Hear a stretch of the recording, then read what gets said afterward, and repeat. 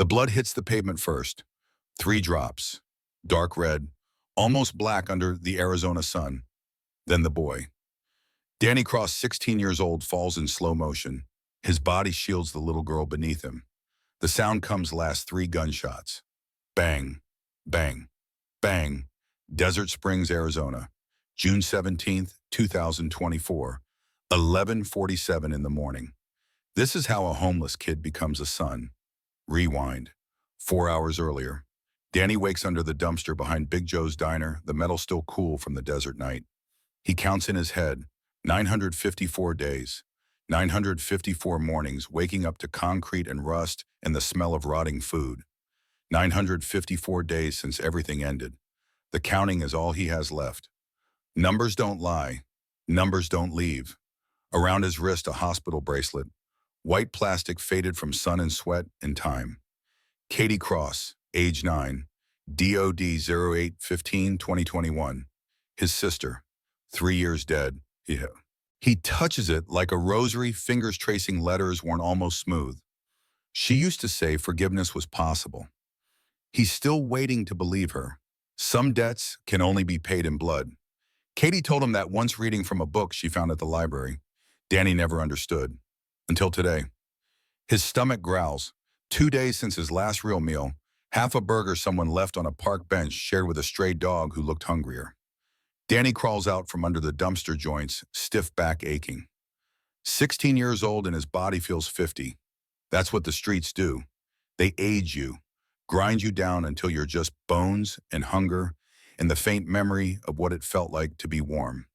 The morning sun climbs over the desert horizon, turning everything gold. Beautiful and brutal. Danny has learned the desert doesn't care about beauty. It just burns. He checks his backpack. 1 change of clothes, a torn blanket, a water bottle he refills at gas station bathrooms. The photo of Katie and their mother back when things were good. Back when addiction was just a word in health class, not the thing that killed their mom and scattered their family like dust. Cut to Iron Brotherhood MC Clubhouse. Marcus Reeves, 62 years old, stands in the garage, bay hands black with motor oil. The scar bisecting his left eyebrow catches the light. Shrapnel from a Huey crash, Vietnam, 1971. The kind of souvenir that aches when storms roll in. He's teaching his daughter to change motorcycle oil, her small hands mimicking his movements. Sophie Reeves, 8 years old, wears her dead mother's dog tags. They clink softly against her chest as she leans over the engine. Marine Corporal Jessica Reeves, KIA, Iraq, 2016. Sophie never met her mother, born 3 weeks after the roadside bomb. But she knows her through stories, through the dog tags Marcus gave her on her 5th birthday, through the way he touches the framed photo on the mantle every morning before coffee. Marcus watches Sophie work, pride swelling in his chest. She has Jessica's focus, that same intensity that made his wife an exceptional Marine and an even better mother for the 3 weeks she got to be one. The war took her, but it gave him Sophie, and Sophie is everything. The center, the reason he still gets up at 0500 every morning, the reason he still believes in something beyond the nightmares. Sophie looks up, motor oil on her cheek. Daddy, why do you always check your 6? The question lands like a punch. Old habits. War teaches you everyone you love can disappear in a second. One moment your gunner is laughing about his girl back home. Next moment he's screaming, pinned under twisted metal, enemy closing in. Marcus blinks away the memory. Old habit, baby girl, from the war. Vietnam. Yeah, a long time ago. Were you scared? Marcus considers lying, but Jessica made him promise in one of her last letters home. Tell our daughter the truth, always, even when it hurts. Every day. But I had brothers, your Uncle Tank, Uncle Preacher. We kept each other alive. Sophie nods, processing. Like how you and the Brotherhood keep each other safe now. Smart kid, and too smart sometimes. Exactly like that. The garage smells like motor oil and coffee and old leather. The smell of safety, of home, of the 43 years Marcus has spent learning that family isn't just blood. It's the people who show up, who stand beside you when the world goes dark, who carry you 8 miles through enemy territory when your leg is shattered and you can't walk, who sit with you at 3 in the morning when the nightmares won't stop and the pills don't work, and you need someone to remind you that you made it home. Desert Springs, Arizona, population 28,000. Used to be 50 before the mine closed and the jobs dried up. Now it's just a town people leave. But Marcus doesn't leave.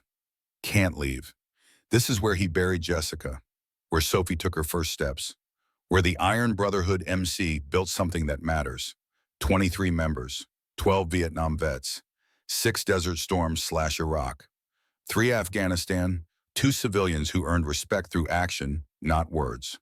President Marcus Hawk Reeves, 62, 1st Cavalry Division, Distinguished Service Cross, Purple Heart, 3 tours, came home in 73 with scars inside and out. Found peace in motorcycles and brotherhood and the understanding that some wars never really end. They just change location. Vice President Jackson Tank Rodriguez, 58, 6'4", 270 pounds of muscle and ink. Marine Corps, Desert Storm. The kind of man who looks like violence but speaks like poetry. 3 daughters, 7 grandkids. Rides a 1986 Harley he rebuilt with his bare hands. Road Captain Sarah Doc Chen, 60. Former Army medic, Vietnam 71 to 72. Silver hair and a long ponytail. Steady hands that have stitched more wounds than she can count. Never married. Says the brotherhood is family enough. Marcus knows she owes him something, some debt from Saigon she never talks about. But that's her story to tell. Sergeant at Arms Tommy Preacher Washington, 64. Former military chaplain. Iraq and Afghanistan. Black man with white hair and a voice that could calm storms or start them. Carries a Bible and a Glock. Says God and self-defense aren't mutually exclusive. Lost his son in Kandahar. Found purpose in keeping other people's children safe. Brotherhood means nobody gets left behind. Not in Da Nang, not in Fallujah, not here. The motto is stitched on every vest tattooed on arms and backs. It's the code, the law. The thing that separates them from gangs and clubs that use brotherhood as an excuse for crime. The Iron Brotherhood protects, serves, honors. Marcus wipes his hands on a rag, watches Sophie concentrate on threading a bolt. Jessica would be proud. Hell, Jessica is proud. He feels it sometimes in the quiet moments. Like she's watching. Like she approves. Like love doesn't die just because the body does. Back to Danny. He's learned the diner routine by heart. Big Joe throws out the breakfast leftovers at 7:15. If Danny waits behind the dumpster, stays quiet, stays invisible, he can grab a few biscuits, maybe some bacon that's only a little burned. It's not stealing. It's surviving. There's a difference. At least that's what he tells himself. He hears voices. A family leaving the diner. Father, mother, daughter. The daughter is maybe 9, laughing about something, carrying a stuffed bear. Danny watches from the shadows. Watches the way the father ruffles her hair. The way the mother holds her hand.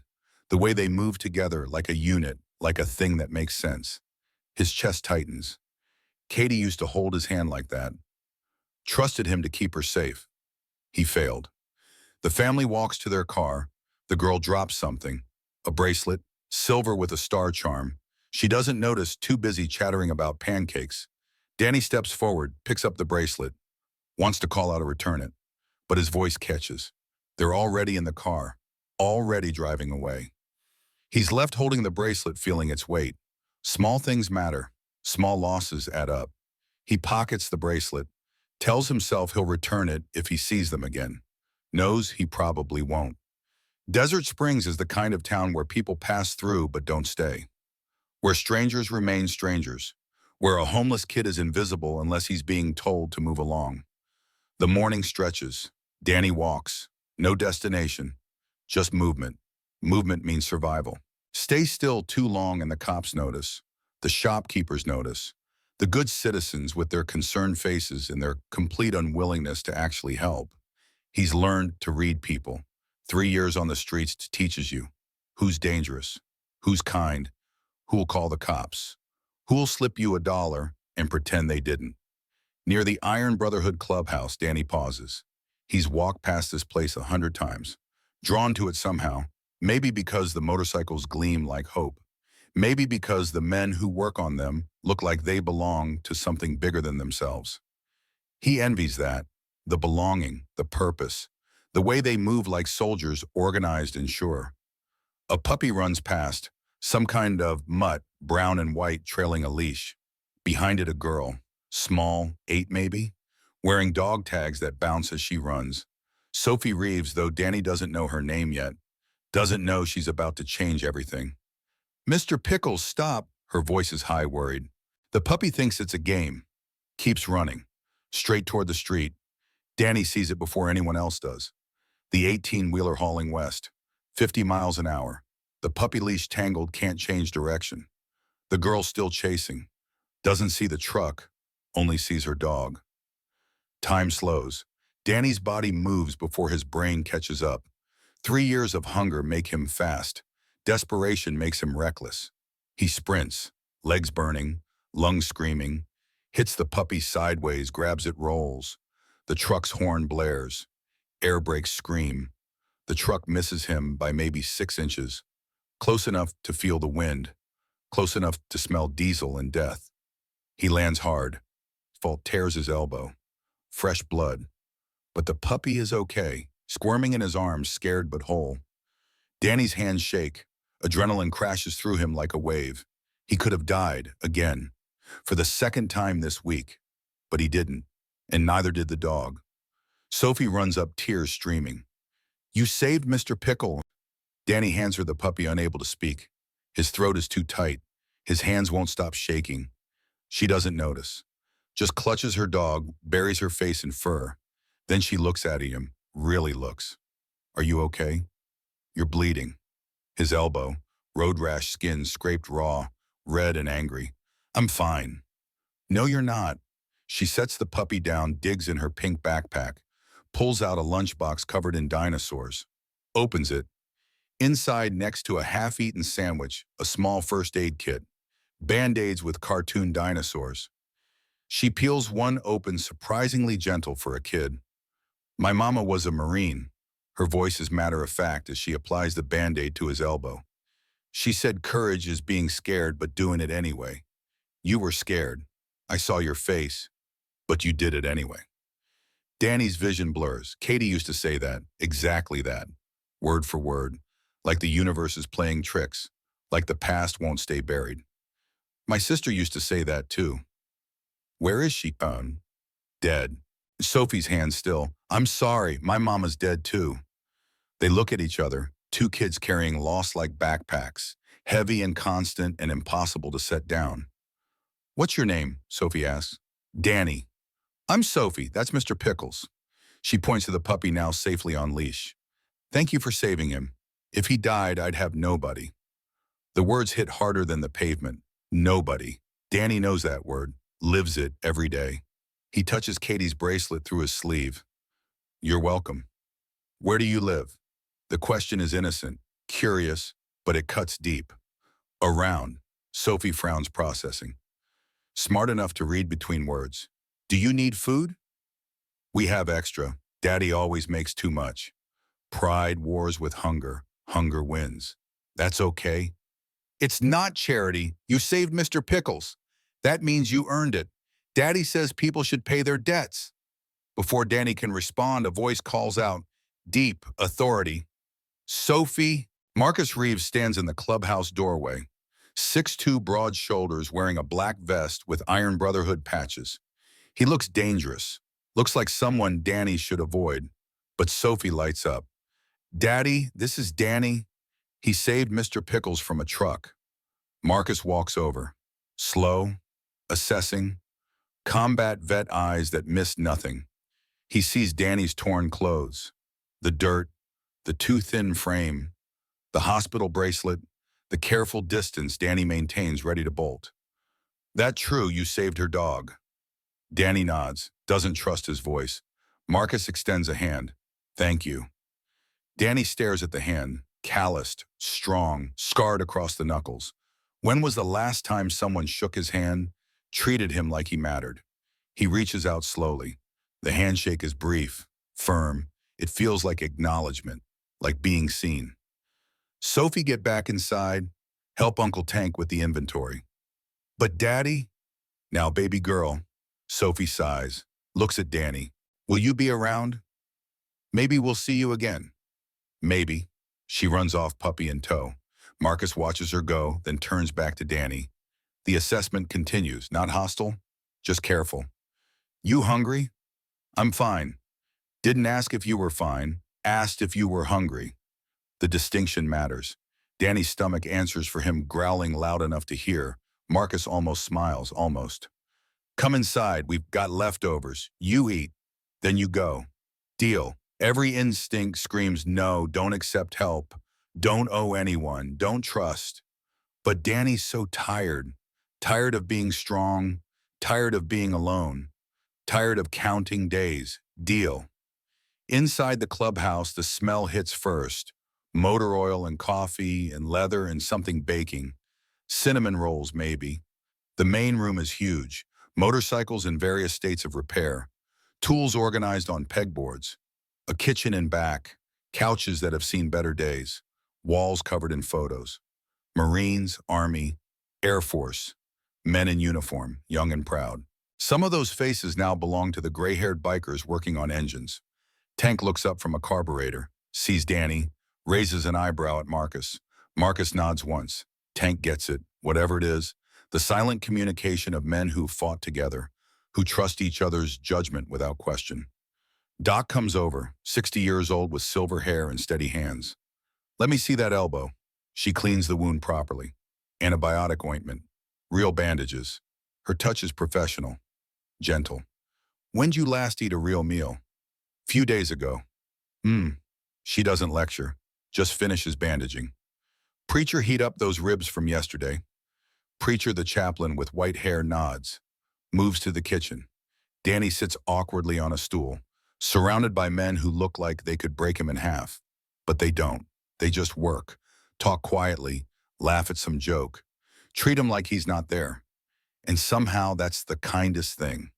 Not making a spectacle, not making him explain, just letting him exist. The food comes. Ribs, potato salad, cornbread.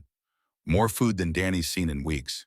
His hands shake as he eats, tries to go slow, tries to be polite, but his body betrays him. Wolfs it down.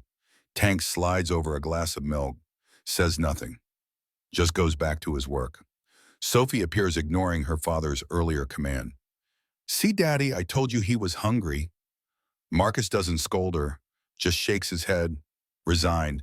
You don't listen very well, do you? I get that from you. She grins, cheeky and confident, the grin of a kid who knows she's loved. Danny watches their interaction.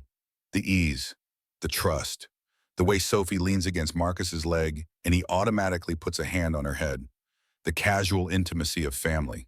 Something Danny hasn't felt in 954 days. Something he thought he'd never feel again. Across town in a black SUV, Carlos Mendez watches through binoculars. The clubhouse, the bikers, the little girl playing with her dog. He's been watching for weeks, planning, waiting for the right moment. The scorpion at cartel doesn't forgive, doesn't forget.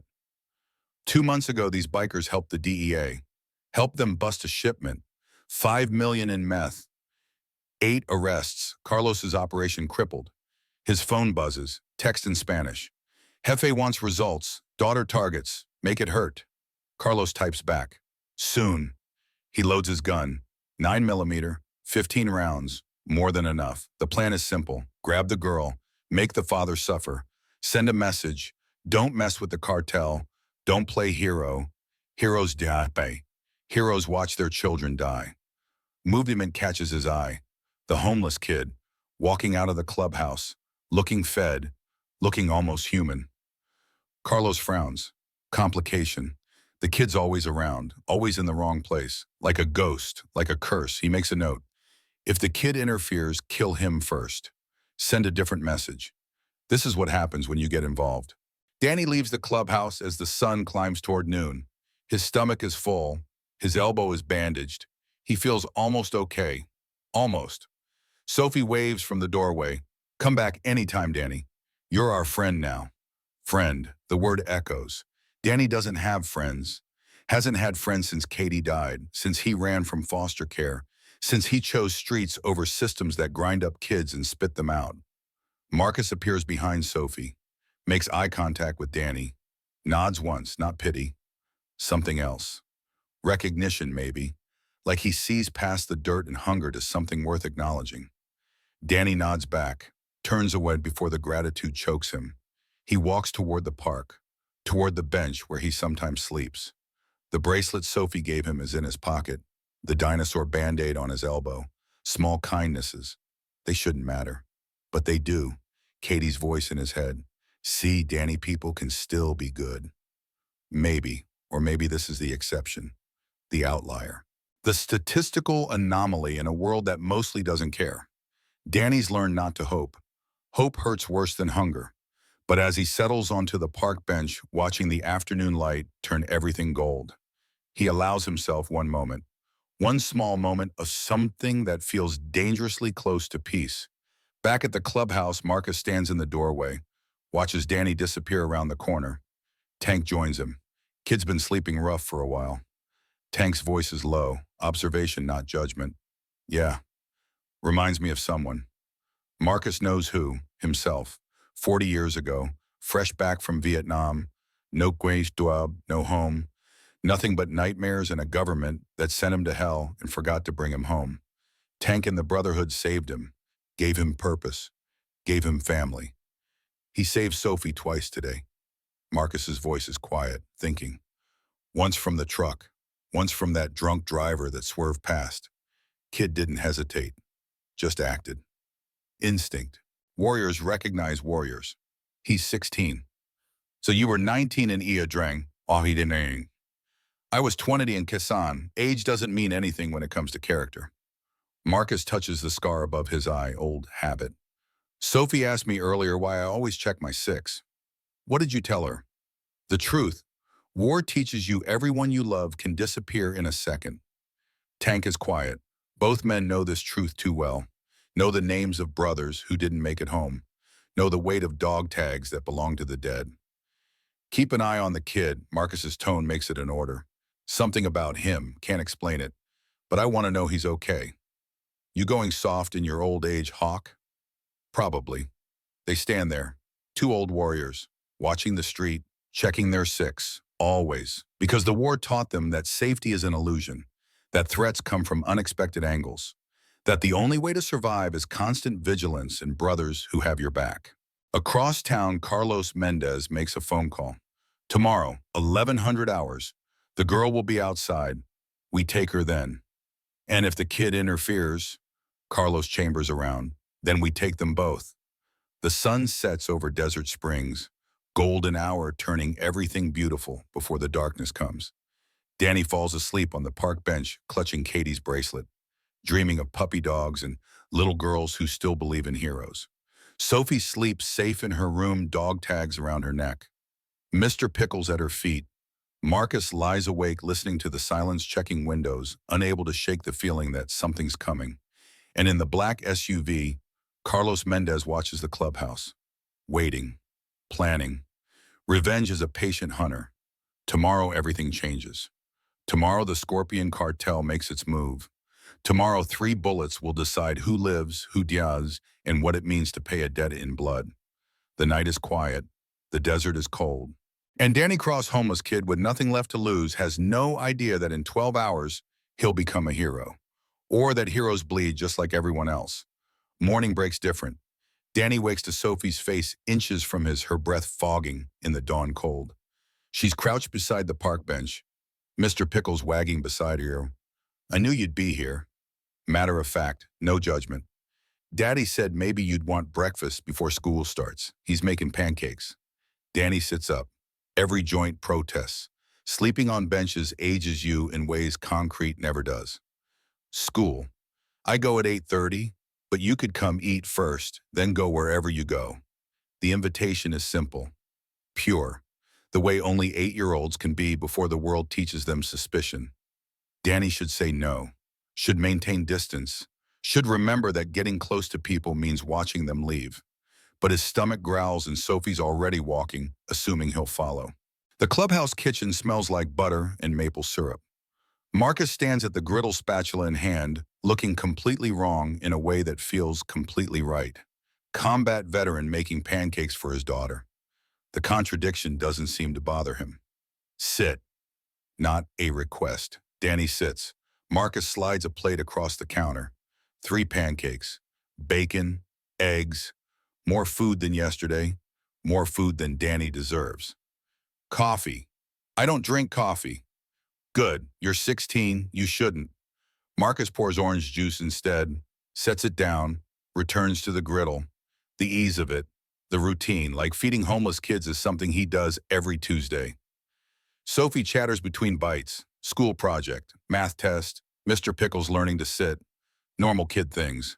Things Danny hasn't thought about in years. Education stopped mattering when survival started. You can't conjugate verbs when you're hungry.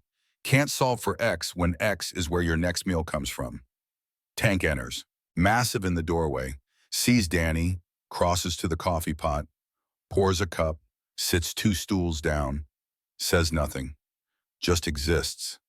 Comfortable silence, the kind Danny forgot existed, where quiet isn't threatening, just space between people who don't need constant noise. Doc arrives next, checks Danny's elbow without asking permission, peels back the bandage. Healing clean, you're lucky. Infection would have been bad. I've had worse. Her eyes meet his, sharp, knowing. I'm sure you have. She doesn't elaborate, doesn't probe, just rewraps the wound with fresh gauze. Professional, efficient, the hands of someone who's seen too much damage to be shocked by more. Preacher is last, enters with a Bible under one arm, newspaper under the other, nods to Danny. Morning, son. The word son lands strange. Danny has no father. Had one once. Before the drugs, before the abandonment, before Ray Mitchell decided being a parent was too hard and being absent was easier. 3 years of silence. 3 years of wondering if his father ever thinks about him. Probably not. Marcus flips pancakes. Sophie bus comes in 20 minutes. Get your backpack. She bolts. Energy that Danny envies. How does she have that? That lightness, that joy. Her mother's dead. Same as Katie. But somehow Sophie carries it different. Like loss shaped her, but didn't break her. Danny wants to know that secret. Wants to learn how to exist without the constant weight. You got a place to stay. Marcus doesn't look at Danny, focuses on the griddle. Easier to talk about hard things when you're not making eye contact. Around. That's not an answer. It's the only one I got. Marcus flips another pancake. Perfect golden brown. There's a youth shelter on Maple Street, run by a woman named Patricia. Good people. She doesn't ask questions, doesn't call cops, just gives kids a bed and a chance. Danny's been to shelters, knows the rules, the curfews, the theft, the way older kids prey on younger ones. The way staff mean well but can't be everywhere. Katie died in a shelter. Fever spiking, Danny out looking for medicine. By the time he got back, she was gone. Cold. The system failed her. Failed them both. He won't go back. I'm good where I am. Marcus finally looks at him, really looks. The combat vet assessment, reading body language, micro-expressions, the truth beneath words. You're not good, but you're surviving. There's a difference. The observation cuts clean. True, Danny survives, that's all. Existing isn't living. It's just not dying. There's a gap there, a chasm. He fell into it 954 days ago and hasn't climbed out. Sophie returns, backpack on, dog tags clinking. Ready, Daddy. Marcus rinses his plate. Tank, you got the bike show this weekend. Yeah, Phoenix chapter's hosting. Should pull 200 bikes easy. Doc, you working Friday. Morning shift, off by 3. The casual coordination. The family structure. Everyone knowing their role, their place. Danny watches it like studying a foreign language, trying to understand grammar he's forgotten. Sophie hugs Danny before leaving. Quick, unexpected. See you later, friend. Then she's gone, out the door with Marcus, heading to school, normal life, the kind Danny used to have, the kind that feels impossible now. Tank stands. Kid, you need work. We got engines need cleaning. Cash. Under the table. Nothing illegal. Just labor. The offer hangs. Danny processes. Work means connection. Connection means vulnerability. Vulnerability means pain when it ends. And it always ends. People leave, die, disappear. Better to stay alone. Safer. But his mouth says, okay. Tank nods. Start now, Bay 3. Degreasers in the cabinet. Don't drink it. The work is simple. Mindless. Spray. Scrub. Repeat. The engines gleam under his hands. 3 hours pass. Tank checks his progress. Grunts approval. Hands him $40. Real money. The first honest money Danny's made in years. Tomorrow, same time, if you want. Danny pockets the cash. Okay. He should leave. Should take the money and run. That's the smart play. But something keeps him there. Maybe hunger. Maybe something else. Something that feels like the edges of belonging. Dangerous. Stupid. But possible. Doc finds him in the bathroom, washing his hands, scrubbing grease from under his nails. She leans against the doorframe, studying him. You remind me of someone. Danny doesn't answer. Me, 50 years ago, Saigon, 1972. I was 22, Army medic, field hospital. I saw things. Her voice goes distant, remembering. One night VC overran our position. I was trapped, wounded, no way out. And then this kid couldn't have been more than 19 comes charging through mortar fire. Carries me 2 miles, under fire the whole way. Danny looks at her. She's looking past him, through walls, through time. That kid was Marcus. He saved my life. I owe him everything. She refocuses, sees Danny again. He sees something in you. I don't know what, but Marcus doesn't save people randomly. He has instincts, combat instincts. They kept him alive in hell. They don't lie. I'm not worth saving. Neither was I, but here we are. She straightens. Tomorrow, bring your stuff. We got a couch in the office, better than a park bench. She leaves before Danny can refuse, before he can explain that accepting help means owing, that debts compound, that eventually someone collects. Better to stay free, stay unattached, stay alone. But the idea of a couch, of not waking up frozen, of maybe sleeping through one night without jerking awake at every sound, the temptation is real. Across town, Sheriff Wade Bronson takes an envelope from Carlos Mendez. Thick, heavy, the weight of compromise. 30 years in law enforcement, 30 years of doing the right thing, until his daughter got sick. Leukemia. The kind insurance doesn't cover, the kind that costs $600,000 and counting, the kind that makes good men do bad things. The girl, tomorrow, 1100 hours. She'll be outside the clubhouse. Carlos's voice is flat, transactional. This is business, nothing personal, just cartel economics. You hurt us, we hurt you. Wade fingers the envelope. 20,000, enough for another round of treatment, enough to buy his daughter another month, another week, another day.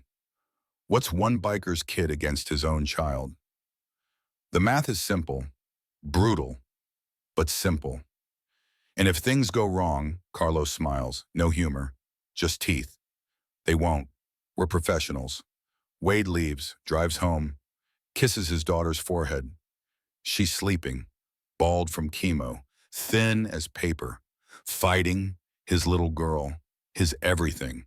And he's selling his soul to keep her breathing. The badge on his chest feels heavier than it should, like it knows, like it's judging. At the clubhouse, Marcus returns from dropping Sophie at school, Tank's working on a carburetor, Preacher's reading his Bible, Doc's inventory spreadsheets. Normal Tuesday, routine. But Marcus feels the itch, the combat sense. Something's wrong, can't name it, can't see it, but it's there, lurking, waiting. Tank, something's off. Tank doesn't question, doesn't ask for proof. Combat brothers don't need evidence. What do you need? An extra eyes on Sophie, school pickup. I'll handle it, but I want backup. Done. This is brotherhood. No explanations required, no debates. Someone says there's danger, everyone responds. The chain of trust forged in fire, tested in blood, proven over decades. Danny spends the afternoon learning motorcycles. Tank teaches, patient, clear, how engines breathe, how parts connect, how something broken becomes whole with the right tools and enough patience. The metaphor isn't lost on Danny, but he doesn't voice it, just listens, learns, absorbs. Sophie's teacher, Elena Torres, sits in her classroom after students leave, stares at her phone, at the text message, at the threat hidden in 15 words. Your son walks home alone Thursdays. It would be unfortunate if something happened. Her son, Miguel, 16, wheelchair-bound since the car accident 5 years ago, vulnerable, dependent, the thing she'd die to protect. And now Carlos Mendez knows this, uses this, weaponizes her love. The second message is instructions. The Reeves girl, school schedule, drop-off times, pick-up locations, send by tonight or Miguel has an accident tomorrow. Elena's hands shake. She's a teacher. She protects children, all children. But when it's your child, morality becomes negotiable. Ethics become fluid. Right and wrong blur into survival. She types, sends Sophie's schedule, hates herself, but loves Miguel more. Some choices aren't choices. They're just different versions of losing. Sunset, Danny returns to the park bench. $40 in his pocket, full stomach, clean hands. Almost feels human. Almost. Katie's bracelet catches the light. He touches it. Ritual, reminder, penance. A voice. Hey, kid. Danny looks up. Marcus, standing there, hands in pockets. Not threatening, just present. You don't have to sleep here. I know. But you will anyway. Yeah. Marcus sits on the bench, not too close, respecting space. I did 2 tours in Vietnam, saw things, did things, came home and couldn't sleep in beds. Too soft, too safe, felt wrong, like I didn't deserve it. So I slept on floors, stayed uncomfortable, punished myself for surviving when others didn't. Danny listens, doesn't speak. Took me 10 years to figure out that surviving wasn't a sin, that guilt doesn't honor the dead, that the best way to remember them is to live, really live, not just exist. What changed, Jessica? Sophie's mom. She told me I had a choice. Keep drowning in the past or swim toward the future. Couldn't do both. Marcus stares at the sunset. She died 8 years ago, and I had to choose again. Drown or swim. For Sophie, I chose swim. The parallel is obvious. Danny hears it. Katie died. Danny's been drowning. But unlike Marcus, Danny has no Sophie. No reason to swim, no future worth reaching. Kid, I don't know your story, don't need to. But I know you saved my daughter twice. That matters. That's a debt I can't repay. So I'm offering something else, a chance, work, couch, food, no strings, no expectations. Just a hand up when you're ready to grab it. Why? Because someone did it for me, and brotherhood means paying it forward. Marcus stands, drops something on the bench, key. Office couch, door code is Sophie's birthday, March 15th, 315. Your choice. He walks away, leaves Danny holding a key, holding possibility, holding something more dangerous than hunger. Hope. Night falls. Danny lies on the bench, key in his hand, thinking, calculating. Risk versus reward, safety versus solitude. The known misery of streets versus unknown variables of acceptance. 3 a.m. He gets up, walks to the clubhouse, punches in 315. The door unlocks. Inside darkness. Silence. But not the hostile kind. The peaceful kind. He finds the office, finds the couch, lies down. Soft.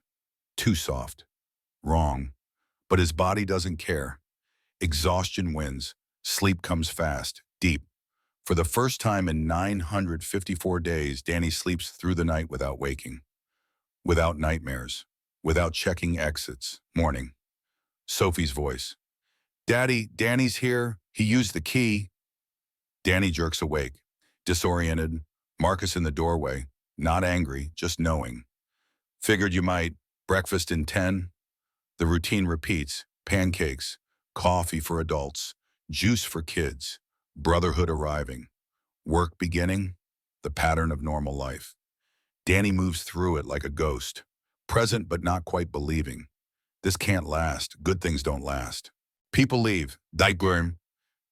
Boat for now, for this moment, for this morning, he allows himself the fiction, the pretend, the maybe. 10:30. Sophie's playing outside with Mr. Pickles. Supervised. Safe. Except she's not. Because across the street, Carlos Mendez watches. Waits. 30 minutes until 1100 hours. Until the plan executes. Until revenge is served. His phone buzzes. Photo. Miguel Torres in his wheelchair, outside his school, alone. The implied threat. Elena did her job, sent the schedule. Now Carlos keeps his word. Miguel stays safe. Sophie doesn't. Danny's cleaning an engine. Tank's teaching him carburetor adjustment. Normal mechanic work.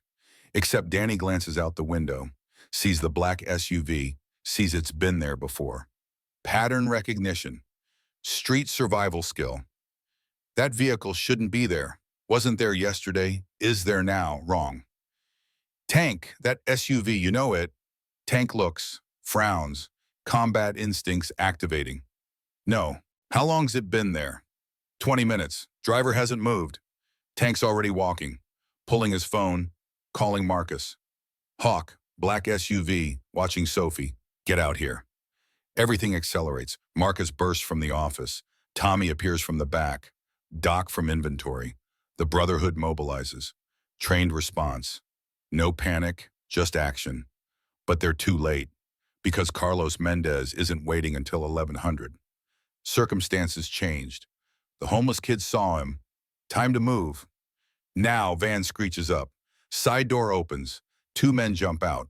Ski masks, guns, professional, fast. Sophie's 20 feet from the clubhouse door, 20 feet that might as well be miles. She sees them. Freezes. Child instinct, prey response. Mr. Pickles barks, senses danger. Sophie screams, "Daddy!" Danny moves, doesn't think, just moves. Out the door, sprint. All out, legs pumping. 3 years of running from cops makes him fast. 3 years of desperation makes him reckless. He hits the first man like a linebacker. They go down, hard. Gun skitters away. Second man grabs Sophie. She fights, bites, kicks. Her mother's daughter. Marine blood, but she's 8 and he's 200 pounds. Math is brutal. Danny's up. Charges again. Gets pistol whipped.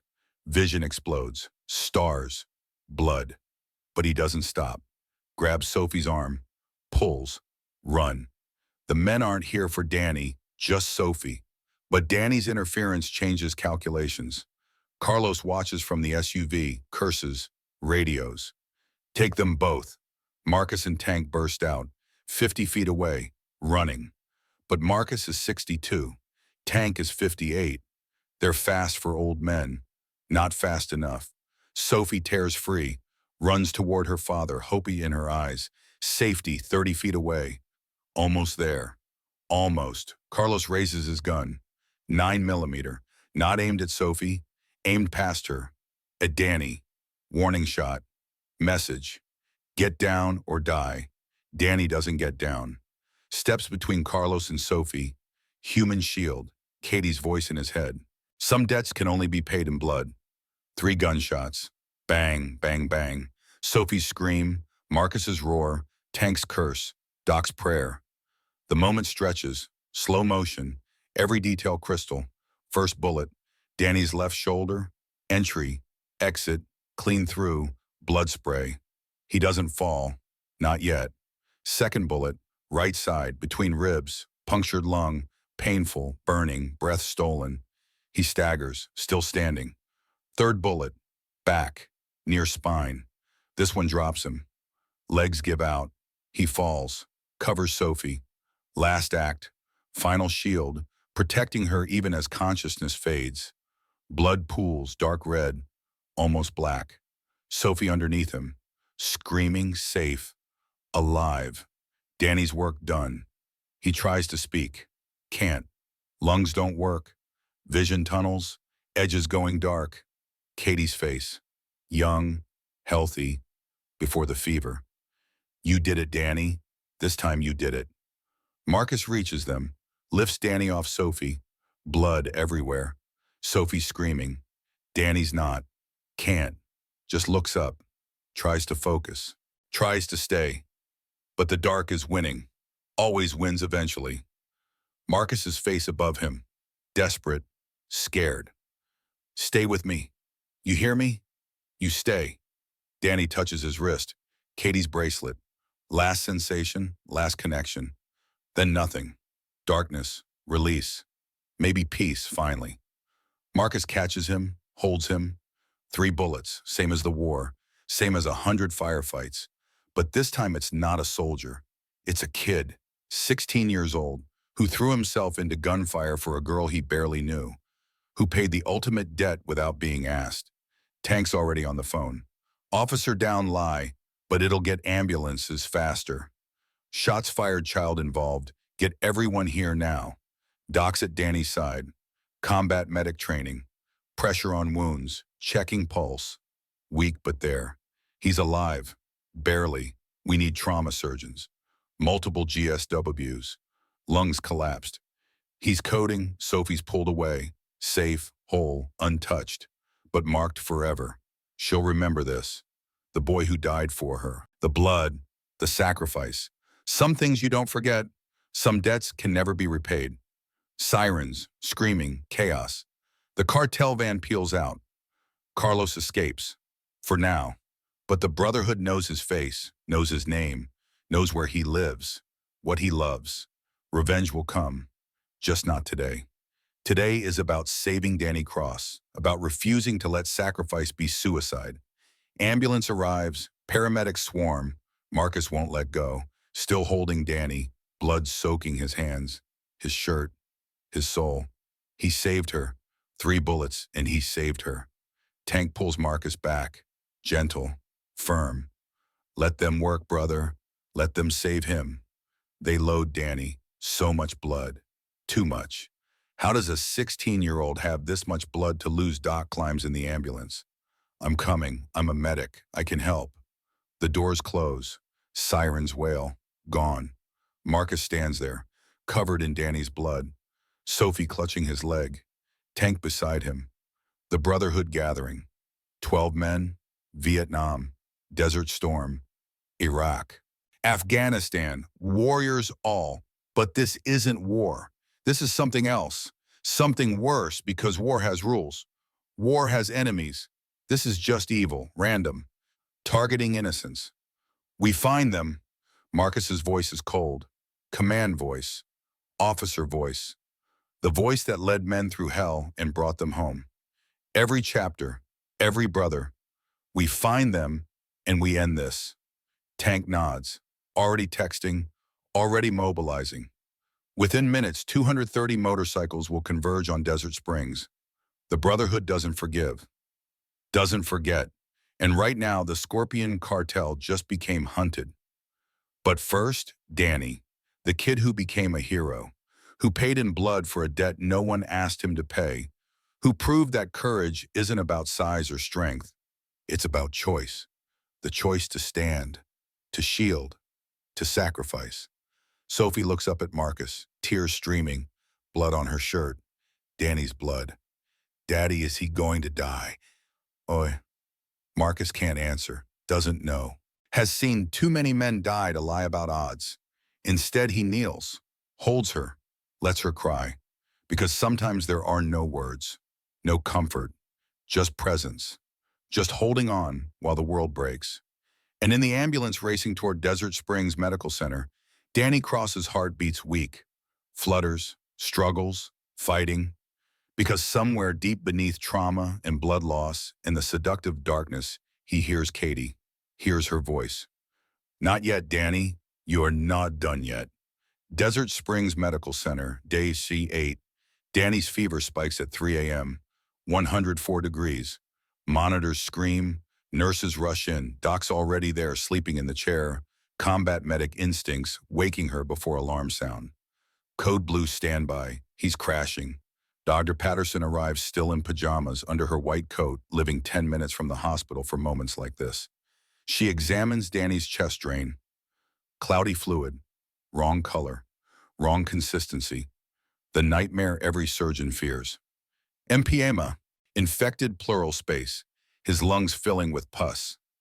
Marcus stands in the doorway, Sophie clutching his hand, both woken by Doc's emergency call, watching Danny convulse, watching machines fight to keep a kid alive who's already fought too hard. This isn't fair. Saving Sophie should have been enough, one miracle, but the universe demands payment in installments. Surgery, again, now.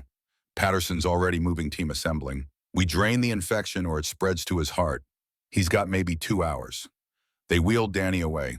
Marcus follows to the OR doors. Can't go further.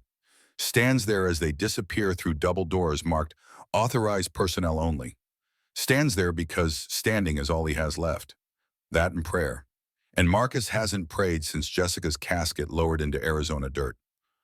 Sophie tugs his hand. Daddy, is Danny going to die? The question every parent dreads. Answer honestly and destroy hope. Lie and destroy trust. Marcus kneels to her level. Tank taught him this. The kneeling giant moment. Make yourself small so the child feels safe enough to be scared. I don't know, baby girl, but Dr. Patterson is the best, and Danny's strong, stronger than anyone I've ever met. Stronger than you, Marcus considers. His 3 tours, his Purple Heart, his decades of survival. Then thinks about Danny, 16 years old, 3 bullets, no family, no home, nothing but will. Yeah, stronger than me. The surgery takes 4 hours. Patterson opens Danny's chest again, barely healed incisions torn fresh. Drains 2 liters of infected fluid, yellow-green, thick, the color of death postponed. She irrigates with antibiotics, leaves drains in place, closes carefully knowing she might have to open him again. In recovery, Danny flatlines. First time. Heart stops. Monitor goes from beeping to flatline, scream. Patterson grabs defibrillator paddles. Clear, shock, nothing. Again, shock, nothing. Third time. Danny's body arcs. Heart stutters. Catches. Rhythm returns. 10 minutes later, it happens again. Cardiac arrest. The trauma too much. The body deciding maybe death is easier than this endless fight. Patterson doesn't give up. Won't. Can't. This kid survived 3 bullets. She'll be damned if infection takes him. Come on, Danny. Sophie needs you. Marcus needs you. Come back. Shock, shock, shock. On the 5th attempt, his heart decides to try again. Weak, irregular, but beating. Patterson emerges at dawn, exhausted, hollow. He's alive, barely. The next 24 hours will tell us if the infection's controlled, if his heart stabilizes, if he wants to keep fighting. Marcus hears the unspoken truth. Danny might choose to let go, might decide 3 bullets and 2 surgeries and endless pain is enough, might surrender, and no one could blame him. But Marcus doesn't know Danny Cross, doesn't know that surrender isn't in his vocabulary. That 954 days on streets taught him one thing: you survive or you die, and dying is quitting, and Danny doesn't quit. Day 9, Danny wakes, fever broken, heart steady, infection controlled. The universe decided he gets to stay.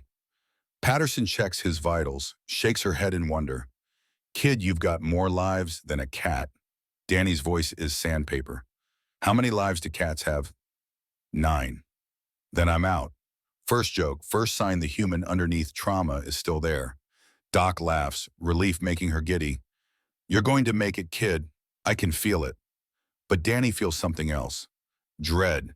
Because surviving means consequences, means systems activate, means social services and foster care and the machinery that failed him before grinding to life again. Better to die on the streets than trapped in the system. At least streets are honest about being cruel. His fear materializes that afternoon. Patricia Huang from Child Services, mid-40s, kind eyes. Exhausted demeanor of someone fighting bureaucracy daily. She sits beside Danny's bed, clipboard ready. Danny, I'm Patricia. I need to ask you some questions. Standard procedure. Where are your parents? Mom's dead, Dad's gone. Gone how? 3 years, just left. Don't know where. Patricia makes notes. Danny recognizes the look. Seen it before. The assessment, the categorization, foster care or group home or juvenile facility. Kid with no parents becomes a case number, a statistic, a problem to solve. You've been homeless how long? 954 days. The precision startles her. You counted, had nothing else to count. Patricia's professionalism cracks slightly. She's seen thousands of cases, but something about this kid, this specific kid, who counted days like prison sentences, who took bullets for strangers, who survived on nothing but will. Mr. Reeves wants to foster you, eventually adopt. You know this. He mentioned it. How do you feel about that? Danny doesn't answer, doesn't know how to explain that accepting means owing. Owing means vulnerability. Vulnerability means pain when it ends. And it always ends. People leave, die, disappear. Better to leave first, control the inevitable. I'm fine on my own. You almost died, twice. But I didn't. Patricia leans forward, drops the clipboard, stops being caseworker, starts being human. Danny, I've done this job 17 years. I've seen kids slip through cracks, seen systems fail, seen good people and bad people and everything between. Marcus Reeves, he's good people. Best I've seen. You saying yes won't make you weak. It'll make you smart. What if he changes his mind? There it is, the fear underneath, the real reason. Not pride, terror, a terror that hope is only, that family is temporary, that attachment is just prolonged abandonment. Then he's an idiot, but he won't. I've interviewed him, his daughter, the Brotherhood. They all say the same thing. Your family, period. Danny wants to believe, desperately. But belief requires faith, and faith requires evidence, and evidence keeps pointing toward disappointment. Can I think about it? You can, but Danny, don't think too long. Sometimes the best things in life require jumping before you're ready. She leaves. Danny stares at ceiling tiles, counts them, 47. Something to count that isn't days of homelessness, that isn't heartbeats until the next disaster.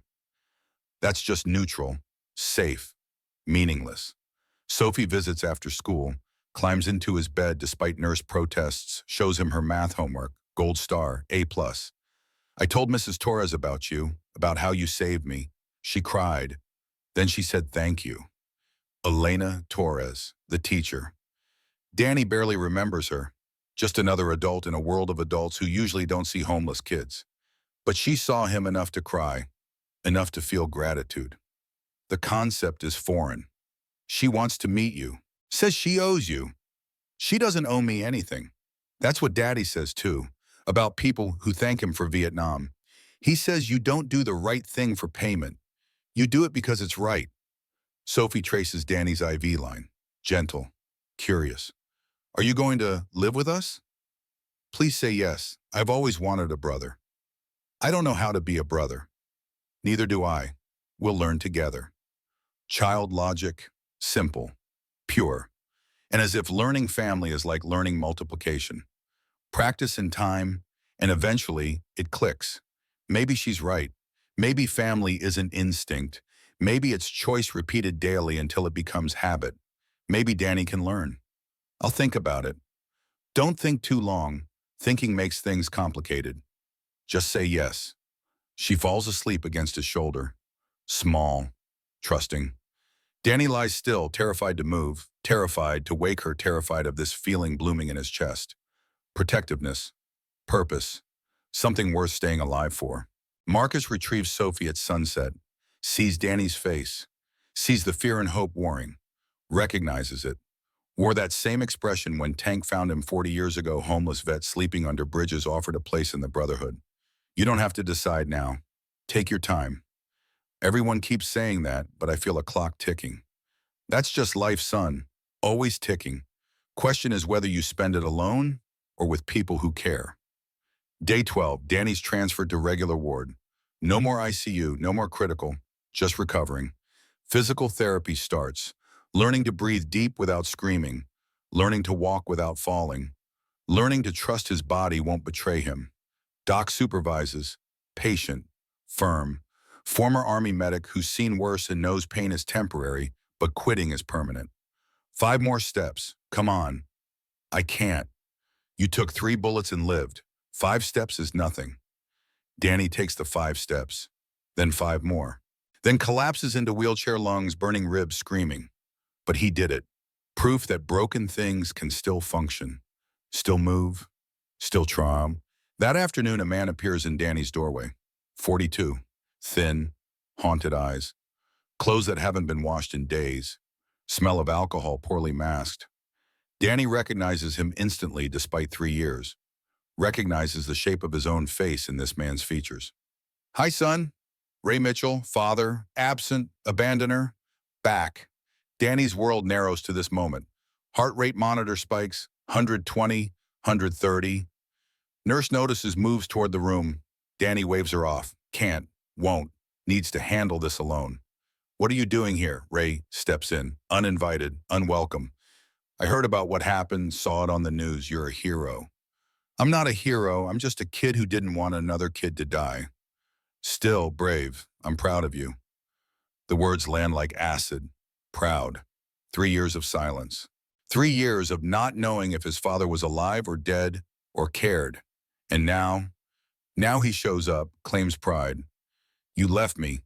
Katie died and you just disappeared. Ray has the decency to look ashamed. I couldn't handle it. Your mother, then Katie. I fell apart. Drinking. Couldn't take care of you. Thought foster care would be better. It wasn't. I know, I'm sorry. Sorry. The word people use when they have already taken everything and want absolution for theft. Danny grips the bed rails, knuckles white. Why are you really here? Ray shifts, uncomfortable. The truth emerging beneath excuses. I'm your father. You're in the news. People asking questions. Lawyers calling. There might be compensation for what happened. Civil suit against the cartel. Could be money. There it is. Not love, not reconciliation. Money. The real reason Ray Mitchell crawled from whatever hole he'd been hiding in. Because Danny became valuable. Because bullets make good headlines, and headlines make good lawsuits, and lawsuits make good paydays. Get out. Danny, I'm your legal guardian. You're still a minor. I said get out. Marcus appears, filling the doorway, not threatening, just present, solid. You heard him. Ray sizes Marcus up, sees the combat vet, the Brotherhood president, the man who won't back down. Who are you, family? He's my son. He's been your son for 16 years. Where were you the other 3? Ray knows he's lost, knows he can't compete with this. But desperation makes people stupid. I have legal rights. Court will give you back to me. You're just some biker. Tank appears behind Marcus, then Doc, then Preacher. The Brotherhood materializing. Silent support, physical reminder that Danny isn't alone anymore, isn't vulnerable, isn't raised to reclaim. Marcus's voice drops. Command voice. Officer voice. You can try court, but you'll lose. Because Danny will tell judges you abandoned him. Because I'll testify about finding him starving. Because every social worker will see you for what you are, a deadbeat dad smelling opportunity. You can't. I can, and I will. Now leave before I forget. I'm trying to set a good example. Ray leaves, scurries, defeated but not done. Danny knows this, knows desperate men don't quit easy, knows Ray will return with lawyers and custody papers and legal threats, knows the next fight is coming. He'll be back. Marcus sits beside the bed. Probably, but that's what family does. We fight battles together. You're not alone anymore. I don't want his money, don't want anything from him. I know, but the court might not see it that way. Biological parents have rights, even bad ones. Marcus pauses, choosing words carefully. Unless someone else legally adopts you first, then those rights transfer. I mean if you want. No pressure, no obligation. But if you say yes, I'll file papers today. We'll fight Ray together. As family. Legal family. Danny looks at Marcus, really looks, sees the gray hair and scars and sincerity. Sees a man who's already proven he shows up, who sits in hospitals, who stands in doorways, who means what he says. Katie's voice whispers, Sometimes the best things require jumping before you're ready. Yes, one word, two letters, a universe of meaning. Marcus nods once. Firm, final. Okay then, I'll call Richard. Get the paperwork started. But paperwork takes time, and Ray Mitchell has nothing but time. And rage. And a lawyer named David Chen who specializes in custody battles and doesn't care about right versus wrong and only winning versus losing. Day 15. Danny's discharge. Walking with a cane. Breathing shallow but functional. Doc provides medication schedule, follow-up appointments, physical therapy instructions, the logistical maintenance of a body stitched back together. Marcus drives Danny and Sophie home, not to the clubhouse, to his house. 3-bedroom ranch, suburban, normal. The kind of place Danny hasn't lived in since his mother was alive, since addiction was just a word, since family was a given, not a gift. This is your room. Blue walls, clean, empty dresser and closet waiting to be filled, bed with new sheets, desk with lamp, window overlooking the backyard where Mr. Pickles is currently destroying a toy. The basics of teenage life, the infrastructure of belonging. Danny sets his backpack down. Everything he owns, one change of clothes, Katie's bracelet, the photo of his family when they were whole. Not much, but his. We'll get you more clothes, toiletries, whatever you need, just make a list. I don't need much. Maybe, but you deserve more than just need. You deserve want. Marcus pauses at the door. Take your time settling in. Dinner's at 6, Sophie's rule. We eat together. Family thing. Family thing. The phrase settles over Danny like a blanket. Warm, slightly suffocating. The weight of expectations and rituals and belonging. Terrifying, necessary, chosen. That night, sitting at an actual dinner table with actual plates and actual people, Danny forgets how to eat like a human. Shovels food too fast. Habit of streets where eating slow means someone steals your meal. Sophie giggles. Marcus says nothing. Just refills Danny's water. Passes seconds. Treats teenage desperation as normal, not shameful. After dinner, Sophie demands a movie. Family tradition. Friday nights. They crowd on the couch. Danny stiff, uncertain where he fits. Sophie solves it by climbing between them, leaning on Danny's good shoulder, feet in Marcus's lap, claiming both, binding them through her small body. The movie is something animated, bright colors, happy ending. Danny doesn't absorb plot, just absorbs this, the casual intimacy of people choosing proximity, choosing togetherness, choosing him. Halfway through, Sophie falls asleep, mouth open, slight snore. Marcus carefully lifts her, carries her to bed. Returns to find Danny still on couch. Lost. You okay? I don't know how to do this. Do what? Be part of something, not survive, just be. Marcus sits, thinks. After Vietnam, I spent 2 years trying to figure that out. Combat made sense, orders, objectives, clear enemies. But peace was harder. I didn't know how to just exist without a mission. What changed? Tank told me that I was making it too complicated. That being wasn't about having answers.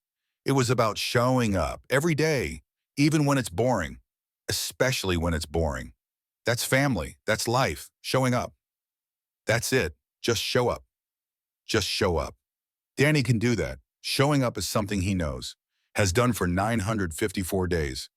Only difference now is there's somewhere worth showing up to. Week 3, the custody papers arrive. Ray Mitchell versus Marcus Reeves. Legal battle for Daniel Cross's future.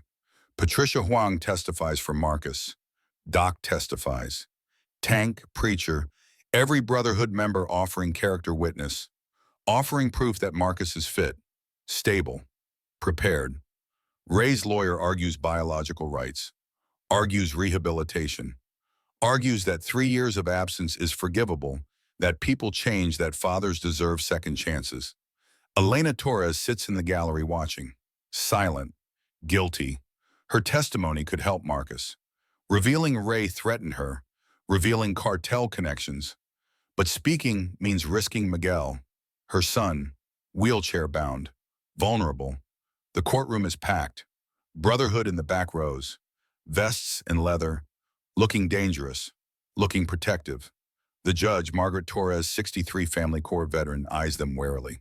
She's seen clubs, gangs, organizations that use family as cover for crime.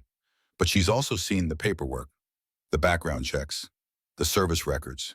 These men are veterans, protectors. Different. Ray takes the stand, performs, cries on cue. I made mistakes, I know, but I'm sober now, 6 months clean, working. I want my son back. Want to make amends. Please, give me a chance. The performance is good, practiced. Ray's lawyer nods approvingly. But Marcus's lawyer, Richard Hayes, 70 years of courtroom experience, sees through it. Cross-examination cuts. Mr. Mitchell, when did you last see your son? 3 years ago. Before today, when did you last attempt contact? I, I wasn't in a good place. So never. I was struggling.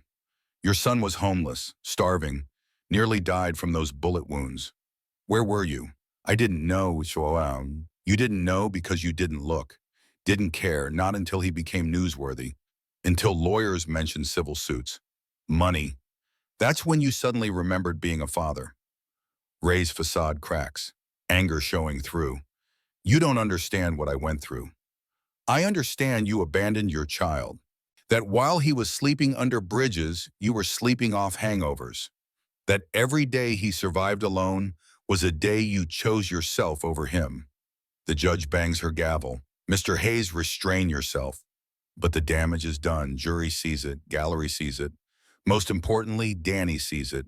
Sees his father's true face. The self-pity masquerading as love.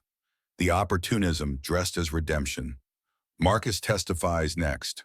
Simple. Direct. I found Danny after he saved my daughter. Kid was starving, homeless. I offered food, work, couch, no strings. He earned everything, worked hard, became family, not because of blood, because of choice. My choice, his choice, Sophie's choice. We want him, he wants us, that's family. The judge asks Danny to approach.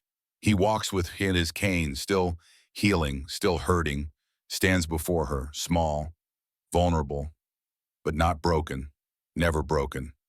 Danny, you're 16, old enough to have a voice here. What do you want? The question is simple. The answer is everything.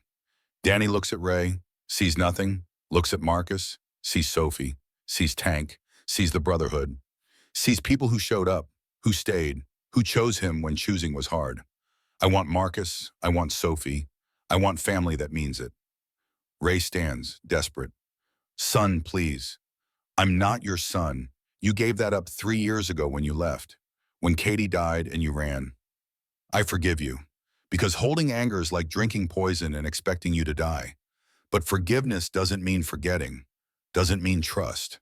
You're my father biologically, but Marcus is my dad.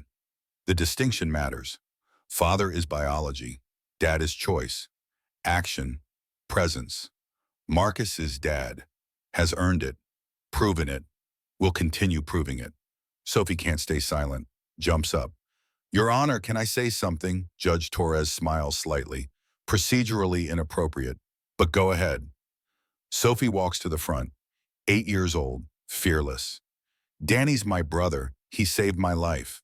He took bullets for me. People who do that, they're heroes.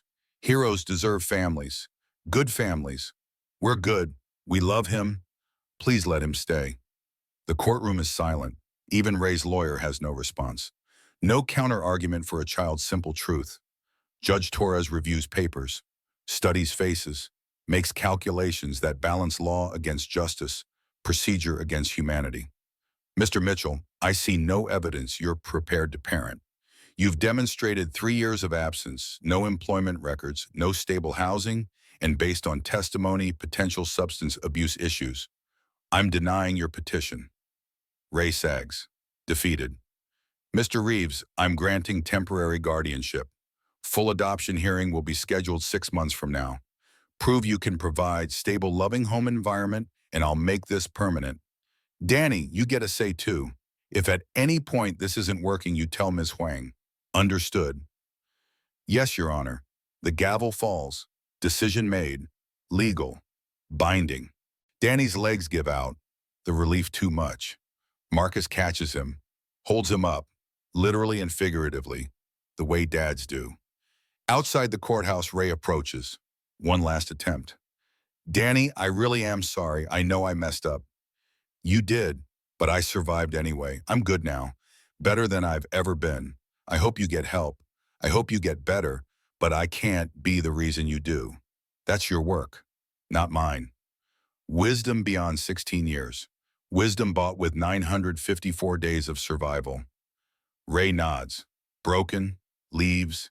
Danny watches him go. Feels nothing. Not anger, not love, just closure. The final severing of a cord that never held weight anyway. Tank claps Danny's shoulder. Proud of you, kid. That took guts. Thanks. Now comes the hard part. What's that? Actually being a family, day after day, through boring stuff, through arguments about chores and curfews and homework, through normal life. Danny smiles, slight, real. I think I can handle boring, but boring doesn't come. Because that night, while Danny sleeps in his new room in his new bed with his new family downstairs, Carlos Mendez makes his move. Final revenge. If he can't kill the girl, he'll take her. Make the biker suffer. Make him choose. His daughter or his new son. Let him live with that choice forever. The plan is simple. Carlos knows Marcus's schedule, knows Danny's still weak, knows Sophie's routine. School drop-off. 7:45 a.m. Marcus does it personally, but there's a window. 60 seconds when Marcus parks and walks Sophie inside. 60 seconds when the car is empty, except for Danny in the passenger seat. Carlos and three men wait. Black van, tinted windows, professional. They've been watching 3 days, learning, planning. Tonight's the execution. 3 a.m. 3 a.m. They park down the street. Wait. At 7:30, Marcus's truck passes. Heading to Sophie's school, Carlos follows at a distance. Professional tale. Marcus doesn't notice. Why would he court victory yesterday? Family settling, guard lowering, human nature. You can't stay vigilant forever. Eventually, exhaustion wins. Marcus parks, Sophie unbuckles. Danny stays in the truck. Too tired, still healing. I'll wait here. You sure Mrs. Torres wanted to thank you in person? Tomorrow, promise. Marcus nods. Takes Sophie's hand. They walk toward school entrance. 60 seconds begins. Carlos's van pulls up. Side door opens. 2 men jump out. Fast, trained. One grabs the truck's door, locked, smashes window with baton. Glass explodes. Danny jerks awake. Sees the men, sees the guns, sees death. He tries to run. Can't. Seatbelt. Fumbles with buckle. Too slow. Hands grab him. Yank him through broken window. He screams, Marcus! Marcus spins, 50 feet away. Sees Danny being dragged into the van. Starts running. Tank's truck squeals up. Parallel arrival. Planned. Marcus wasn't alone after all. Brought back up. Combat instincts never truly sleep. But Tank's 50 feet becomes 40 becomes 30. Not fast enough.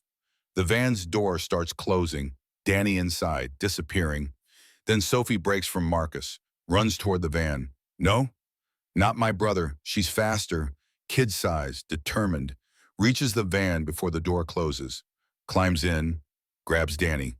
I won't let you take him. The calculation changes. Carlos was taking one. Now he has 2. Marcus and Tank both charging. 20 feet away, 15. Carlos makes the call. Go. We got them both. The van peels out. Tires screaming. Marcus nearly reaches it. Fingers brush metal. But nearly isn't enough. The van speeds away. Sophie and Danny inside, gone. Marcus stands in the parking lot, watching his entire world disappear. The way Jessica disappeared. The way Combat Brothers disappeared. The way everything you love eventually disappears if you're not fast enough, strong enough, vigilant enough. Tank's on the radio. All chapters. Code red. Sophie and Danny taken. Black van. License. He rattles off numbers. The Brotherhood network activates. 15 local members. plus Phoenix chapter, Vegas, Tucson, Albuquerque. Within 30 minutes, 230 motorcycles will form the largest search grid Arizona's ever seen. Marcus pulls his phone, calls sheriff's office, but this time not Wade. Wade's under investigation. The new sheriff is Wade's deputy, the one who defected during the first kidnapping attempt, the one who chose honor. This is Marcus Reeves. Scorpion Cartel just took my daughter and son. Black van. I'm texting you plate numbers. You get every unit on this, now. Already mobilizing. We'll find them. Marcus ends the call, looks at Tank. Assemble everyone. We're not waiting for cops. Hawk, they're professionals. They'll have contingencies. I don't care. They took my kids. Both of them. We burn the desert down if we have to, but we get them back. This is the warrior emerging, the officer. The man who led soldiers through hell and brought them home. The man who doesn't negotiate, doesn't compromise, doesn't stop until mission complete. The brotherhood converges on the clubhouse. Bikes roaring in from every direction. The sound of thunder, of rage, of family going to war. Doc sets up communications. Tommy coordinates with police. Preacher starts making calls to informants, street sources, anyone who might know where Carlos hides. Marcus stares at maps. Red dots marking known cartel safe houses. Blue dots marking brotherhood positions. Green dots marking police units. The tactical display of a rescue operation. But underneath tactics, underneath strategy, pure terror. Because Sophie is 8, Danny is 16 and barely healed. And Carlos is desperate. Desperate men are unpredictable, dangerous. Tank enters. We got a hit. Warehouse on the south side. Abandoned meat packing plant. Source says he saw the van go in 20 minutes ago. How reliable is the source? 70%. Good enough. Assemble strike teams. 3 approaches. You lead east, Tommy leads west. I'm going center. We hit them from all sides. They won't know where to defend. And if the kids are in crossfire, Marcus's jaw tightens. The impossible equation. Rescue requires force. Force creates danger. Protecting them might kill them. We don't shoot unless we have clear lines. Cartel fires first, we end it. But we prioritize extraction. Danny and Sophie out safe. Everything else is secondary. The teams assemble, 70 bikers. The remainder stay as reserves or watch other locations. This is controlled aggression. Military precision applied to civilian rescue. Every man knows his role. Every man has a sector. 40 years of combined combat experience mobilizing for 2 kids. They ride. No lights, no sirens. Just the low rumble of engines. The mechanical heartbeat of brotherhood. Marcus leads center column. 23 bikes behind him. He touches the photo in his vest pocket. Jessica, Sophie, his family. Now Danny too. Family means you don't stop. Ever. For any reason. You bring them home or you die trying. The warehouse looms. Abandoned industrial complex. Chain link fence cut open years ago. Windows broken. Loading docks empty. The perfect place to hide. The perfect place to spring traps. Inside, Sophie and Danny sit back to back, hands zip-tied, duct tape over the mouths. Carlos paces, frustrated. He wanted one, got 2, complicates everything. But maybe it's better, more leverage, more pain. Your father will come, probably bringing his biker friends. Let them. We're ready. Carlos gestures to 4 men positioned at windows, rifles and professional security. This isn't amateur hour, this is cartel operations. These men have defended shipments against DEA raids, against rival cartels, against military interventions in Mexico. A biker club, easy. Danny works his wrists. The zip tie cuts into skin. He's weak, still healing, but he's also 954 days of survival instinct. He remembers Tank teaching him engine work, remembers tools, metal edges, abrasion. Everything's a weapon if you're desperate enough.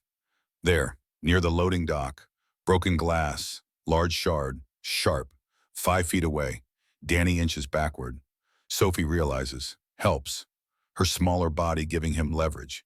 They move like caterpillars, slow, silent. The guards aren't watching closely. Why would they? Kids are restrained. Harmless. 3 feet, 2 feet, 1.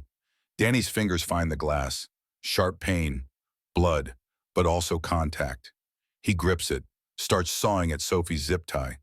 The plastic resists, then gives. Her hands free. She pulls the tape from her mouth, gasps, starts working on Danny's restraints. Carlos turns, sees. Hey, they run, no plan, just instinct. Through the warehouse, toward the back exit, toward anywhere that isn't here. Carlos chases, shouts. Guards mobilize. But Danny and Sophie are small, fast, desperate. They burst through a door into alley. Freedom 50 feet away. Gunshot. Concrete explodes near Danny's feet. Warning shot. Next one won't be. They freeze. Carlos catches up, breathing hard, gun aimed. Nice try, but you're not going anywhere. Then motorcycles, the rumble, the roar, the sound of 230 bikes converging. Carlos's face goes white. He wasn't expecting this. Wasn't expecting an army. Marcus's voice over megaphone. Carlos Mendez, let them go, you're surrounded. Carlos grabs Sophie, gun to her head, uses her as shield. Back off or I kill her. I swear to God. Danny doesn't think. Can't think. Just acts. Throws himself at Carlos. Weak. Half-healed. But desperate. They tumble. Gun flies away. Sophie runs. Danny and Carlos grapple on the ground. Danny's stitches tear. Blood blooms through his shirt. Pain whites out his vision. But he holds on. Holds Carlos down. Gives Sophie seconds to escape. Tank crashes through the warehouse door. Sees Danny. Sees Carlos. Tackles Carlos off Danny. Pins him with 270 pounds of veteran muscle. You move, I break your neck. Test me. Other bikers flood in. Secure the guards. No shots fired. Pure, overwhelming force. Marcus finds Sophie in the alley. Scoops her up. She's crying. Terrified. But whole. Alive. He holds her. I got you. I got you. Daddy Danny's hurt. He's bleeding. Marcus runs back inside, finds Danny on the ground. Tank's already applying pressure to the torn stitches. Doc's there. Combat medic instincts. He ripped the lung repair. Needs hospital. Now. They carry Danny out. Ambulance arriving. Sirens. Police. The machinery of law enforcement catching up to brotherhood justice. Carlos and his men are arrested. Evidence secured. But Marcus doesn't care about any of that. Only cares about the kid bleeding in the ambulance. The kid who threw himself at an armed man to save his sister. Again. Always again. At the hospital, Dr. Patterson is ready. Same kid? Are you kidding me? He ripped the stitches, saving Sophie. Patterson shakes her head. Exasperated. Impressed. This kid's going to give me gray hair. Get him into OR4. Again. The surgery is shorter this time.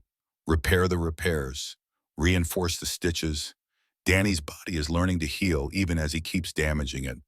Resilience built over 954 days. Refusing to quit. Refusing to die. Recovery. Again. Marcus and Sophie in the waiting room. Again. But this time feels different. Final. Like the universe is done testing. Like Danny's proven whatever needed proving. Like maybe now finally they get to be boring. Get to be family without crisis. Without bullets. Without courtrooms or cartels or chaos. Danny wakes at midnight. Marcus is there, sleeping in the chair. Sophie curled in his lap. Both exhausted. Both keeping vigil. Danny watches them. His family. Chosen. Fought for. Earned. Katie's bracelet catches the light. He doesn't touch it compulsively anymore. Doesn't need to. The ritual is ending. The guilt is lifting. Forgiveness is coming. Katie, I think I'm okay now. I think I finally paid the debt. Morning. Danny's awake. Alert. Patterson checks his vitals. You need to stop ending up here. I'm starting to take it personally. I'll try. Try harder. Next time I'm charging rent. Sophie climbs into the bed. Careful. Gentle. You saved me. Again. Yeah. Why do you keep doing that? Danny thinks, really thinks. Because you're my sister. That's what brothers do. The simplicity of it, the truth. Family means protection, sacrifice, showing up, even when it hurts, especially when it hurts. Carlos Mendez sits in county jail. Federal charges, kidnapping, weapons, enough to put him away for 30 years minimum. His daughter's photo is with his belongings. Maria, dead at 7, the reason for everything, the excuse for nothing. Revenge didn't bring her back, didn't ease the pain, just added more bodies, more grief, more emptiness. Wade Bronson visits, former sheriff, now witness, now informant, now working to dismantle everything he enabled. Carlos, they're offering a deal. You testify against the cartel leadership, they reduce your sentence. 20 years instead of 30. Why would I help you? Because continuing to fight just makes more orphans, more kids like Danny who lose everything. Your daughter wouldn't want that. Carlos looks at Wade, sees another broken father, another man who chose wrong for right reasons. She wouldn't. Maria, she was kind, hated violence. I dishonored her memory with this. So honor it now, testify, help end this cycle. Carlos agrees, not because of the reduced sentence, because Wade's right. Maria wouldn't want revenge, wouldn't want more Danny Crosses wandering streets, wouldn't want her father becoming the thing he hated. Sometimes healing starts with surrender. 6 months later, the adoption hearing, final, binding, Judge Torres presiding, same courtroom, different energy, no contestation, no fight, just formality. Mr. Reeves has Danny integrated successfully into your household. Yes, Your Honor, he's family in every way that matters. Danny, do you wish to be legally adopted by Marcus Reeves? Danny stands. No cane now, healed. Scars visible but fading. Yes. Then by the power vested in me by the state of Arizona, I grant this adoption. Daniel Cross is now Daniel Cross Reeves. Congratulations. The gavel falls. Sophie cheers. The brotherhood applauds. Tank wipes his eyes. Preacher says a quiet prayer. Doc nods approval. Marcus stands and walks to Danny, embraces him. Father and son, legal, real, forever. Outside the courthouse, the brotherhood forms a corridor. Bikes lined up, every member standing at attention. As Danny walks through, each one places a hand on his shoulder. Welcome home. You're ours, we're yours, the warrior's acknowledgement, the family's acceptance. That night dinner at Marcus's house, extended family, Tank brings ribs, Doc brings salad, Preacher brings cornbread, Jake brings beer and soda, 15 bikers crammed into a living room. Loud, chaotic, perfect. Sophie gives a speech, written on notebook paper. This is my brother Danny. He's the bravest person I know. He saved me 3 times. I love him. Thank you for coming. Applause. Danny's face burns red. Embarrassed, grateful, overwhelmed. Tank raises his beer. To Danny, who proved that family isn't blood. It's choice, it's sacrifice, it's showing up. Welcome to the Brotherhood, kid. Officially. To Danny, the chorus of voices, the sound of acceptance. Later, after everyone leaves after Sophie's asleep, Marcus finds Danny on the back porch, staring at stars, thinking, "You okay?" "Yeah, just processing. A year ago, I was sleeping under dumpsters. Now I have a sister, a family. Feels like a dream." It's not. It's real. It's work. Every day choosing to show up, choosing to trust, choosing to let people in. But you've done harder things. Have I? You survived 954 days alone. You took 3 bullets for a stranger. You faced your father in court. You fought an armed man to save your sister. If you can do that, you can do family. Easy. Danny smiles. I don't think family is easy. It's not, but it's worth it. They sit, father and son, watching stars, not talking, just being. The comfortable silence of people who don't need constant noise, who trust proximity, who've earned rest. 5 years later, Danny Cross Reeves stands at a podium, 21 years old, Arizona State University senior, social work major, 3 scars on his torso visible when he lifts his shirt to demonstrate a point. Scars he wears proudly now. Evidence of choice, proof of love. 5 years ago, I was nobody, homeless, alone, waiting to die. Then I met a little girl with a puppy. He gestures to Sophie in the front row. 13 now, taller, still wearing dog tags.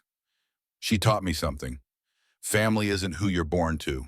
It's who shows up. The auditorium is packed. Katie's house dedication ceremony, homeless youth shelter, funded by Brotherhood donations and state grants. 50 beds, full kitchen, medical clinic, education center. Everything Danny needed 5 years ago but didn't have. Everything he's building for the next kid. My sister Katie used to say, some debts can only be paid in blood. I paid mine 3 times. But that's not the debt I'm talking about now. The debt I'm paying now is different. It's the debt to the universe. Someone gave me a chance when I had nothing. So I give chances to kids who have nothing. That's how we break cycles. That's how we heal. Marcus watches from the side. 67 now. More gray. Still strong.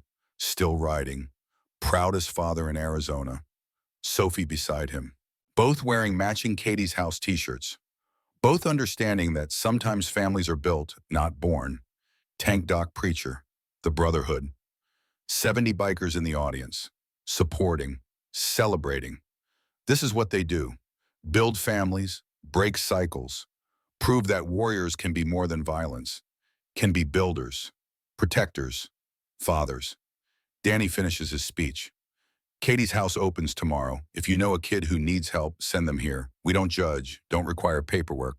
Don't turn anyone away. We just show up every day. That's family. That's brotherhood. That's what Katie would have wanted. Applause, standing ovation.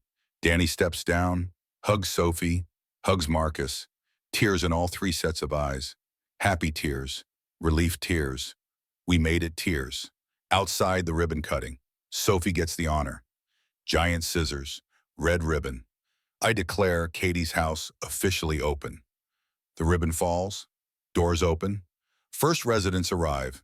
6 kids, ages 12 to 17. Homeless, scared, hopeful. Danny greets each one personally. Welcome home, you're safe now, we've got you. One kid, 16, looks like Danny 5 years ago. Thin, haunted, defensive. Why are you helping us? Because someone helped me. Now I'm passing it on. What's the catch? No catch. Just show up. Try, that's all we ask. The kid doesn't believe him yet, but he will. They all will, because Katie's house doesn't just provide beds. It provides the thing Danny needed most. Proof that the world isn't only cruel, that people can choose kindness, that family is possible even after everything's been lost. That night, Marcus, Danny, and Sophie sit on the back porch. Same porch as 5 years ago. Stars same. Conversation different. Katie would be proud. Marcus's voice is soft. I hope so. I think about her every day. Not with guilt anymore. Just gratitude. She taught me how to love, how to sacrifice, how to forgive. Sophie leans against Danny. Tell me a story about her. Sure, Danny tells one. Happy memory. Katie at 9. Reading books. Dreaming big. Being a kid before sickness stole everything. Sophie listens, learning about the aunt she never met, the girl who shaped her brother, the ghost who blesses them still. At Katie's house, the 6 residents settle into their first night in beds. Real beds, clean sheets, safety. One kid cries, relief overwhelming. Another stares at the ceiling, afraid to believe. Another sleeps immediately. Exhaustion winning. But all of them feel it. The shift, the possibility, the first step toward healing. Danny Cross Reeves, formerly homeless, formerly nobody, formerly waiting to die, is now someone who matters. Someone who builds instead of breaks. Someone who proves that survival isn't the end goal. Thriving is. Helping others thrive is. He carries Katie's bracelet in his pocket now. Not on his wrist. The ritual ended. The compulsion gone. But he keeps it close. Reminder. Touchstone. Promise. Some debts paid in blood. Others paid in life. In choices. In showing up. The Iron Brotherhood continues. Protecting, serving, Building 230 members across Arizona now.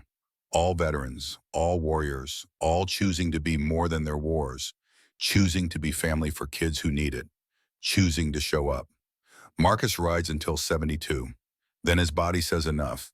He passes the president patch to tank, becomes advisor, grandfather, elder statesman, watches Sophie graduate high school, college, become a pediatric nurse, watches Danny build Katie's house into a network, 15 locations, 500 beds, thousands of kids helped. The story doesn't end, it multiplies. Every kid who passes through Katie's house carries the lesson forward. Family is choice. Sacrifice is love. Showing up is everything. They build their own families, help their own kids, pass the blessing on. Sophie Reeves at 30 tells her own daughter about Uncle Danny, about the boy who took bullets to save her, about courage looking like sacrifice, about family transcending blood. The story becomes legend. Legend becomes truth. Truth becomes foundation. And somewhere in whatever comes after, Katie Cross watches, sees her brother thriving, sees the shelter bearing her name, sees hundreds of kids given chances she never got, sees the debt paid not in blood, but in life, in love, in legacy.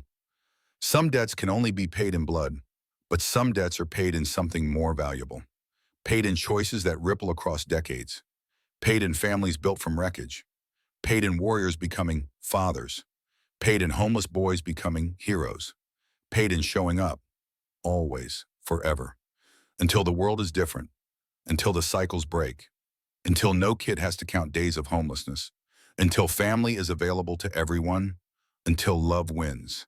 The end is also a beginning. Every ending is. Danny's story ends with him alive, healed, surrounded by family, building futures for kids like him.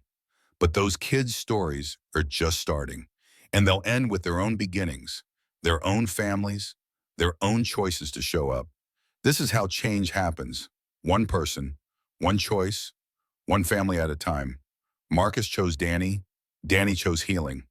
Together, they chose to build something bigger than themselves. And that choice echoes, multiplies, transforms. The desert sun sets over Katie's house. Kids inside eating dinner, laughing, fighting over remote control, being kids, being safe, being family. Danny watches from the office window, 26 years old now, director, builder, father figure to 50 kids. His phone buzzes. Marcus. Dinner Sunday, your turn to bring dessert. Sophie's already claiming she's making the main course. God help us all. Danny laughs. I'll bring the pie and the Tums. Smart man. Love you, son. Love you too, Dad. He hangs up, looks at Katie's photo on his desk. 16 years since she died. 16 years since his world ended. But it didn't end. It transformed. Pain became purpose. Loss became legacy. Death became life. Thank you, Katie, for teaching me how to live, for teaching me that some debts you're paid in love. I hope I made you proud. The photo doesn't answer, doesn't need to. Danny knows, feels it in his bones, in the peace that finally settled, in the forgiveness that finally came, in the family that finally formed. He made her proud, made himself proud, made Marcus proud, made Sophie proud, made everyone proud who ever believed that broken things can heal, that lost things can be found, that homeless boys can become sons, that families can be built from wreckage, that warriors can become fathers, that bullets don't have to be endings, that they can be beginnings.